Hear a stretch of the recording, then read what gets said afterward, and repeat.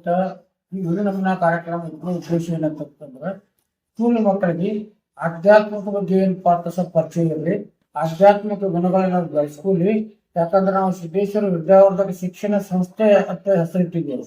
2008 ಇಸ್ವಿದಾಗ ನಮ್ಮ ಚಿಂಚಲಿ ಗ್ರಾಮಕ್ಕೆ ಪರಮ ಪೂಜ್ಯ ಶ್ರೀ ಸಿದ್ದೇಶ್ವರ ಅಪ್ಪಾಜಿಯವರ ನಮ್ಮ ಊರಿಗೆ ಬಂದಿದ್ದು.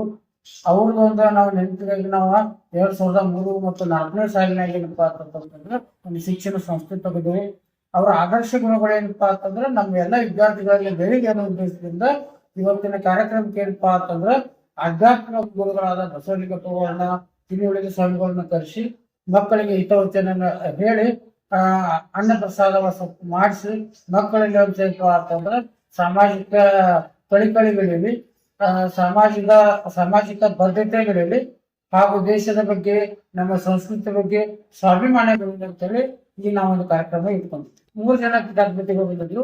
ಅದರಲ್ಲಿ ಮೊದಲನೇದಾಗಿ ಪರಮ ಪೂಜ್ಯ ಶ್ರೀ ಬಸವಲಿಂಗ ಮಹಾಸ್ವಾಮಿಗಳು ಅಧ್ಯಕ್ಷ ಗುರುಗಳು ವಿಜಯಪುರ ಅಂತ. ಎರಡನೇಪ್ಪ ಅಂತಂದ್ರೆ ಪರಮ ಪೂಜ್ಯ ಶ್ರೀ ಬಸವಲಿಂಗ ಮಹಾಸ್ವಾಮಿಗಳು ನಮ್ಮ ಚಿಂಚಲಿ ಅಧ್ಯಕ್ಷ ಗುರುಗಳು.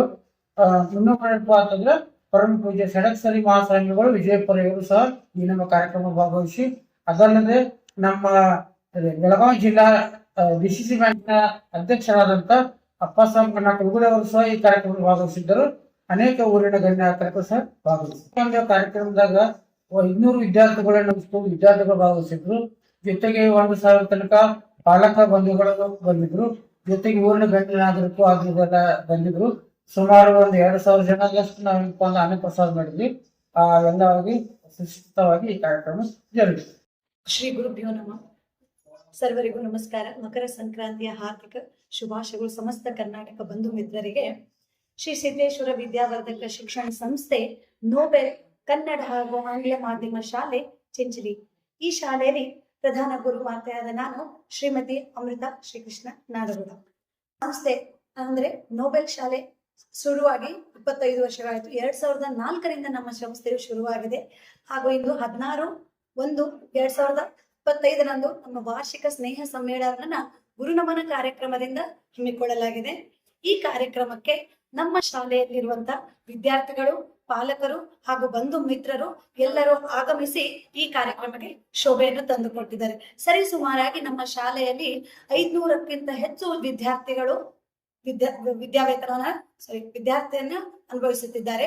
ಹಾಗೂ 22 ಸಹ ಶಿಕ್ಷಕರು ಹಾಗೂ 4 ಜನ ನಾನ್ ಟೀಚಿಂಗ್ ಫ್ಯಾಕಲ್ಟಿ ಅಂತ ನಾವು ಕರಿತೀವಿ, ಸಹಾಯಕ ಬೋಧಕರು ಅಂತ ಕರಿತೀವಿ. ಈ ಶಾಲೆಯಲ್ಲಿ 22 ಜನ ಶಿಕ್ಷಕರು ಒಳ್ಳೆಯ ವಿದ್ಯಾರ್ಥಿಯನ್ನ ಪಡೆದುಕೊಂಡು ನಮ್ಮ ಮಕ್ಕಳಿಗೆ ಶಿಕ್ಷಣವನ್ನು ಉಣಬಡಿಸುತ್ತಿದ್ದಾರೆ. ಜನ ಬೋಧಕೇತರ ಸಿಬ್ಬಂದಿ ವರ್ಗ ಅಂತ ಏನಕ್ಕೆ ಕರಿತೀವಿ ಅಂತಂದ್ರೆ ನಮ್ಮ ಶಾಲೆಯಲ್ಲಿ ನರ್ಸರಿಯಿಂದ 10ನೇ ತರಗತಿಯವರೆಗೆ ಎಲ್ಲ ಮಕ್ಕಳು ಬೋಧನೆಯನ್ನು ತೆಗೆದುಕೊಳ್ತಿದ್ದಾರೆ. ಸೊ ನರ್ಸರಿ ಅಂತ ಮಕ್ಕಳಿಗೆ 3 ರಿಂದ 4 ಜನ ನಾವು ಅಸಿಸ್ಟೆಂಟ್ ಟೀಚರ್ ಅಂತೇಳಿ ನಾವು ಅಪಾಯಿಂಟ್ ಮಾಡ್ಕೊಂಡಿರ್ತೀವಿ. ಏನಕ್ಕಂತಂದ್ರೆ ಪ್ರತಿಯೊಂದು ಮಗುವಿನ ಕಾಳಜಿಯನ್ನ ನಾವು ವಹಿಸ್ಲಿಕ್ಕೆ ಏನ್ ಮಾಡ್ತೀವಿ, ಬೋಧಕೇತರ ಶಿಕ್ಷಣವನ್ನ ತೆಗೆದುಕೊಳ್ತೀವಿ. ಹಾಗೂ 1ನೇ ತರಗತಿಯಿಂದ 10ನೇ ತರಗತಿಯಲ್ಲಿ ಬೋಧನೆ ಮಾಡುವಂತ ಎಲ್ಲ ಶಿಕ್ಷಕ ವೃಂದವು ಉನ್ನತ ವಿದ್ಯಾ ಪದವಿಯನ್ನು ಪಡೆದುಕೊಂಡು ಶಿಕ್ಷಣವನ್ನು ನೀಡುತ್ತಿದ್ದಾರೆ.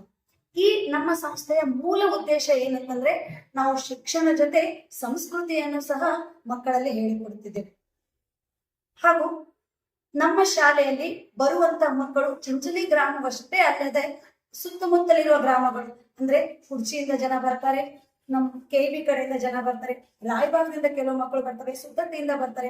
ಈ ರೀತಿಯಾಗಿ ಸುತ್ತಮುತ್ತಲಿರುವ ಹಳ್ಳಿಗಳಿಂದ ಮಕ್ಕಳು ಏನ್ ಮಾಡ್ತಾರೆ, ನಮ್ಮ ಶಾಲೆಗೆ ವಿದ್ಯೆಯನ್ನು ತೆಗೆದುಕೊಳ್ಳಿ ಬರುತ್ತಿದ್ದಾರೆ. ಈ ವಿದ್ಯಾರ್ಥಿಗಳಿಗೆ ವಿದ್ಯೆ ಜೊತೆಗೆ ನಾವು ಆಟ ಪಾಠಗಳನ್ನು ಸಹ ಹೇಳಿಕೊಡ್ತೀವಿ. ಚಟುವಟಿಕೆ ಕ್ಲಾಸ್ಗಳನ್ನು ನಾವು ತೆಗೆದುಕೊಳ್ತೀವಿ. ಅಷ್ಟಲ್ಲದೆ PPT ಪ್ರೆಸೆಂಟೇಶನ್ ಕ್ಲಾಸಸ್ಗಳನ್ನು ನಾವು ಕೊಡ್ತೀವಿ. ಪ್ರತಿಯೊಂದು ಕ್ಲಾಸಿನಲ್ಲಿಯೂ ಗ್ರೌಂಡ್ ನಲ್ಲಿಯೂ ಎಲ್ಲ ಕಡೆ ಕ್ಯಾಮರಾಗಳನ್ನ ಅಳವಡಿಸಿಕೊಂಡಿದ್ವಿ. ಮಕ್ಕಳ ಸುರಕ್ಷತೆಗಾಗಿ ನಾವು ಮಕ್ಕಳಿಗೆ ಕ್ಯಾಮರಾವನ್ನ ಅಳವಡಿಸಿಕೊಂಡಿದ್ದೀವಿ. ಹಾಗೂ ಪ್ರತಿಯೊಬ್ಬ ಶಿಕ್ಷಕರು ಪ್ರತಿ ಮಗುವಿನ ಸಹ ವೈಯಕ್ತಿಕ ಕಾಳಜಿಯನ್ನು ವಹಿಸಿಕೊಂಡು ಬೋಧನೆಯನ್ನು ಮಾಡ್ತಾರೆ. ಕುಡಿಯುವ ನೀರಿನ ಸೌಲಭ್ಯವಿದೆ ನಮ್ಮ ಶಾಲೆಯಲ್ಲಿ. ಹಾಗೂ ಕೂಡಲಿಕ್ಕೆ ಬೆಂಚುಗಳ ಸಹ ವ್ಯವಸ್ಥೆ ಇದೆ. ಹಾಗೂ ಅಸಿಸ್ಟೆಂಟ್ ಟೀಚರ್ನ ಪ್ರತಿಯೊಂದು ಕ್ಲಾಸಿನಲ್ಲಿ ಒಬ್ಬೊಬ್ಬರು ಅಸಿಸ್ಟೆಂಟ್ ಟೀಚರ್ಗಳನ್ನ ಅಪಾಯಿಂಟ್ ಮಾಡಿರ್ತೀವಿ.